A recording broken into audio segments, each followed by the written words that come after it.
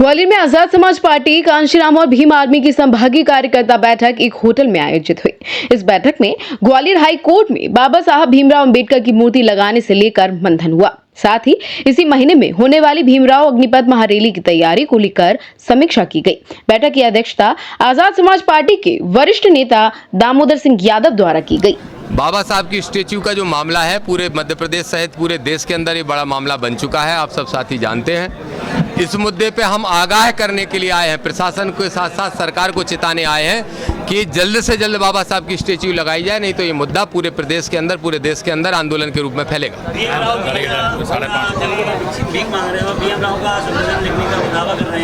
ये BN राव का नाम मैंने कभी नहीं सुना। ईमानदारी से बताना आप सभी पत्रकार साथी, आप 50 की संख्या में यहाँ बैठे हो, बताओ आप में से कितने लोग पहले से BN राव को जानते हो, और बताना कि आप, आपके दादा परदादा, आपके पिता, सम्मानीय माता और बच्चे क्या सब बाबा साहब को नहीं जानते, और किस रूप में जानते हैं बाबा साहब को, ये इसी में जवाब छुपा है। राहुल गांधी जी तो अनर्गल बात करते हैं सामाजिक न्याय की। अगर वास्तव में सामाजिक न्याय की बात करना है तो आए बाबा साहब के मुद्दे पर लड़ाई लड़ें। जी हाँ, उन्होंने अभी 6-7 दिन पहले मेरे ही मित्र से पूछा और उनको बताया गया, उसके बाद वो मौन हो गए, और उन्हें मौन होना पड़ेगा क्योंकि उनकी पार्टी के अंदर सामंतशाही बैठे हैं जो बाबा साहब को पसंद नहीं करते।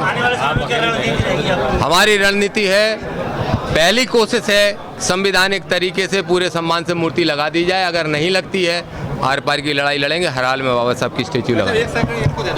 कल की पत्रकार वार्ता में थे क्या, या वो न्यूज़ देख लिया आपने? हाँ, मैंने भोपाल में स्लीपर सेल की बात की थी और मैंने ये कहा भी था कि 2023 के चुनाव में, चूंकि मामला, अब मैं आज़ाद समाज पार्टी का नेता हूँ और वो विषय कांग्रेस का है, वो भी एक पत्रकार साथी ने, जैसे आपने लास्ट में पूछा ऐसे ही लास्ट में पूछ लिया था, तो मैंने जवाब देते हुए कहा कि ये बात सत्य है कि कांग्रेस के अंदर सिर्फ सामंतशाही चलती है और टिकट की खरीद फरोख्त चलती है। और मैं दावे से फिर कह रहा हूँ कि कांग्रेस में 150 के आसपास टिकटों पे समझौते हुए थे, कहीं टिकट की खरीद फरोख्त हुई थी, कहीं सौदेबाजी हुई थी, कहीं समझौते हुए थे। मैं दावे के साथ कहता हूँ। जहाँ तक बात स्लीपर सेल की है, तो चूंकि ये मामला दूसरी पार्टी का, तो मैं ज़्यादा नहीं बोल सकता, लेकिन इतना जरूर मैं कहता हूँ, उस न्यूज़ को ऐसे बना दिया बहुत सारे पत्रकारों ने कि मैं कमलनाथ पे ब्लेम कर रहा हूँ। कमलनाथ का एक ही अपराध था कि कमलनाथ सामंतशाहियों के दबाव में रहे, दिग्विजय सिंह के सामने बोलने की वो कभी हैसियत नहीं जुटा पाए, ये कमलनाथ का अपराध था। बकाया कमलनाथ के पास पैसे की कमी नहीं जो टिकट बेचेंगे।